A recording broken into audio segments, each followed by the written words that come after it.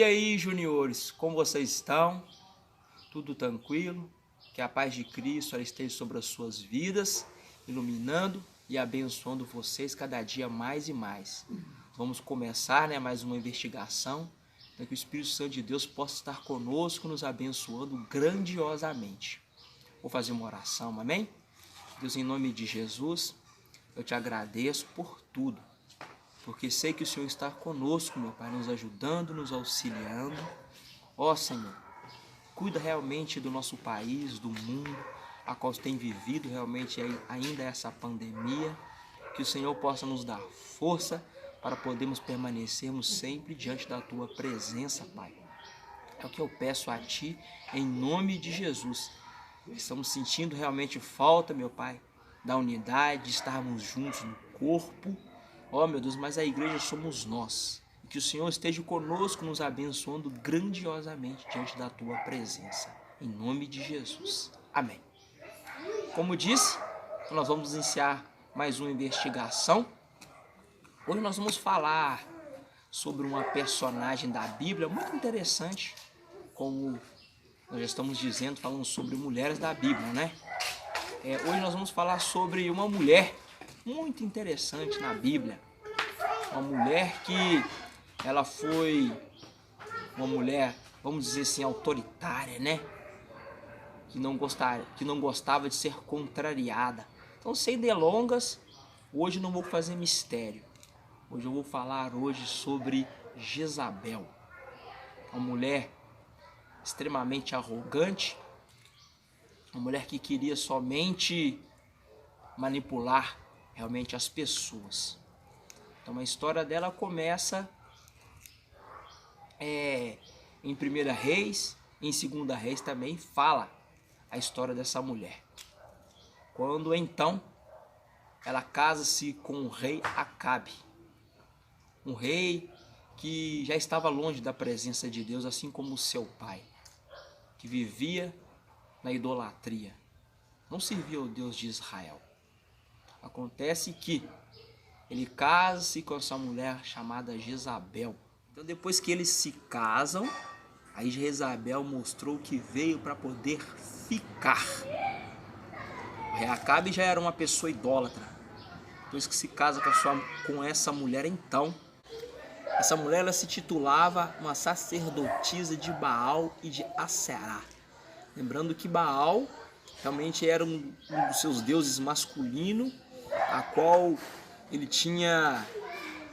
ela tinha uma devoção maior por ele. Ele era considerado o deus da fertilidade, né? Aquele deus que cuidava da agricultura, que cuidava realmente da chuva, que mandava a chuva, enfim.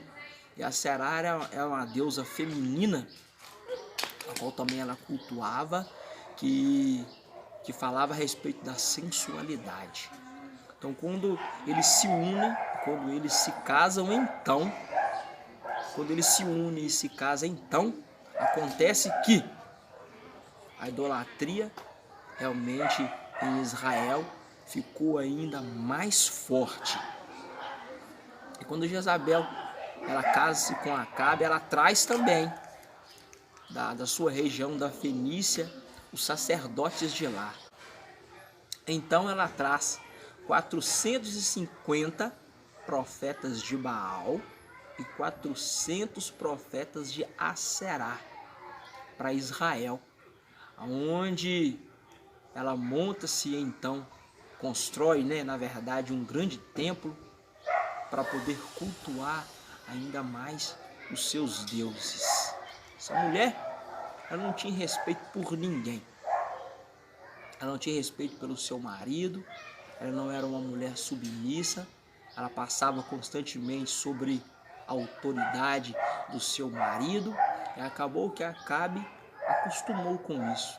Deixava-se ser manipulado constantemente por aquela mulher de gênero forte, de personalidade duvidosa e que constantemente fazia o que queria em Israel. Assim era Jezabel. Como eu estava dizendo, ela não gostaria de ser contrariada por ninguém. Até que um dia então ela encontra um homem diferenciado em sua vida, um grande homem de Deus, o profeta Elias. O profeta Elias, a qual, quando encontra com o rei Acabe, ele disse que não iria chover durante 3 anos e meio, pela sua palavra, não iria chover. Então o rei Acabe, ele vai se embora para o seu palácio triste e chateado por essa situação. E Jezabel, ela fica extremamente furiosa. Então começa a caçada ao profeta Elias, a qual a qualquer custo essa mulher ela queria tirar a vida. E para piorar, todos aqueles profetas de Deus, os verdadeiros profetas de Deus, a qual não estava realmente a favor de Jezabel, então ela começa a matar todos os profetas, todos os profetas de Deus. Jezabel, então, como estava dizendo, ela vai na caça de todos os profetas, mas o mordomo do rei, chamado Obadias, consegue salvar 100 profetas, a qual ele estava tratando a pão e água nas cavernas. Mas acontece que, com o tempo, o rei Acabe, ele se encontrava no seu palácio em Jezreel, um lugar bonito, um lugar de descanso para o rei, onde ele gostava muito de ficar para poder descansar um pouco. Então ele vê as vinhas de Nabote, né? Umas vinhas lindas, bem bonitas. Conversa com Nabote para ver se ele poderia vender as suas vinhas ou até mesmo trocar com ele por alguma outra região mais produtiva e até mesmo melhor, porque Acabe ele queria fazer daquele lugar uma horta para o seu palácio. Nabote diz que não, porque ele não poderia vender uma terra dos seus antepassados. Aquilo ali, com certeza, para ele tinha um sentimento, né? Não era simplesmente uma terra qualquer, é a terra dos seus antepassados. Então, Acabe foi-se embora, chateado novamente, triste por não conseguir convencer Nabote. E quando Jezabel vê a aparência do rei, ela pergunta: por que você está triste? Ele explica a situação e fala que ele gostaria muito de ter comprado aquela vinha e Nabote não quis vender para ele. Jezabel olha para ele e fala com ele: você não é o rei? Como se diz, né? Você pode tudo. Você pode fazer qualquer coisa que você quiser. Você, na verdade, é o dono da terra. Então, sem o rei Acabe saber, Jezabel então ela começa a armar um plano malicioso para poder destruir a vida de Nabote. Ela pega o anel real e sela então uma carta onde ela convida sacerdotes, pessoas da classe superior de Israel para estar realmente em Jezreel. E acontece que ela consegue 2 testemunhas para dar testemunho falso sobre Nabote, falando que ele tinha blasfemado contra Deus e tinha falado mal do seu rei. Isso na lei, certamente ele causaria a morte de apedrejamento. Então, quando Nabote se encontrava naquele lugar, essas 2 testemunhas falaram mal realmente de Nabote. Então a única opção que teve, que Nabote, ele foi apedrejado.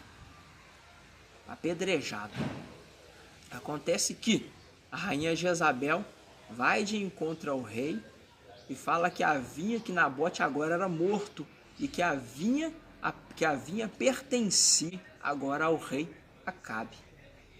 E no momento em que ele se desfrutava realmente daquelas vinhas, eu acredito que se encontrava até naquele momento feliz por aquela situação, por ter conquistado realmente aquelas vinhas, aparece então, depois da morte de Nabote, o seu sangue foi derramado e os cães lamberam o seu sangue. E Elias disse para Acabe que ele morreria e que os cães também lamberiam o seu sangue. Lançou também uma profecia sobre Jezabel, dizendo que, além dela ser morta, os cães lamberam o seu sangue, ela seria também comida pelos cães. Acabe morreu, a profecia se cumpriu e os cães lamberam o seu sangue. Depois da morte de Acabe, muitas coisas aconteceram. Mas houve também uma grande revolta de um capitão de Israel chamado Jeú, a qual foi usado por Deus e destruiu realmente, assim como já tinha falado, a descendência de Acabe. Aconteceu que ele matou o rei Jorão e Jezabel estava lá tranquila no seu palácio, adornada no seu palácio.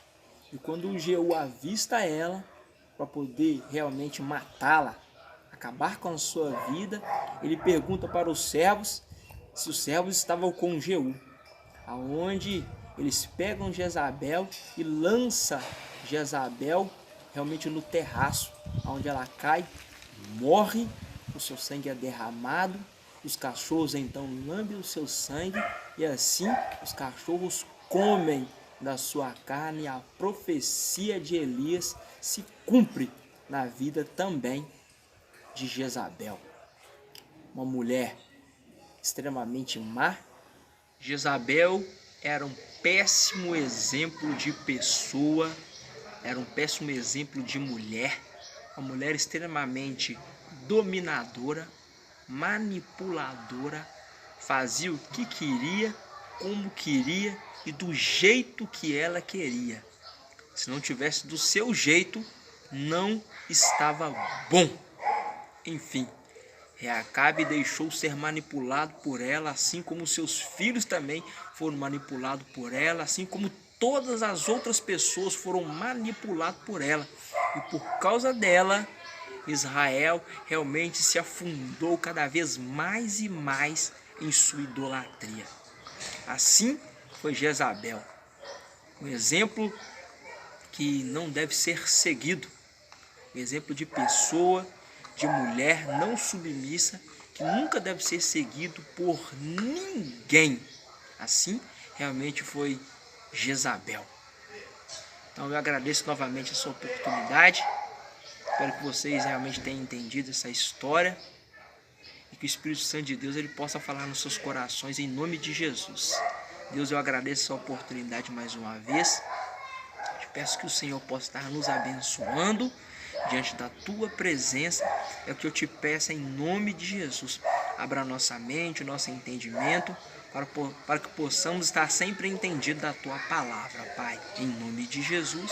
Amém. Não desiste não, e tenha fé, a fé de Abraão.